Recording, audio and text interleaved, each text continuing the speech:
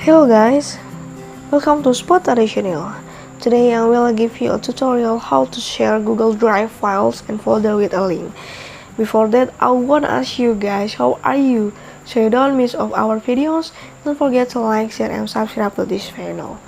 Okay, let's do the tutorial. First, we can go to Drive application here and click Files. After that, if you want to share it, you can click the three dots of the file.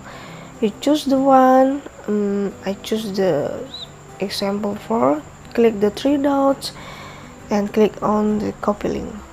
And now you can paste the link with all of your social media.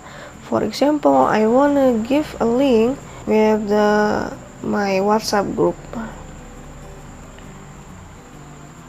And you can click paste here and send. You also can click all of the social media. Maybe you can search in the Google Chrome. You can click to paste URL and click go. Wait for a minute.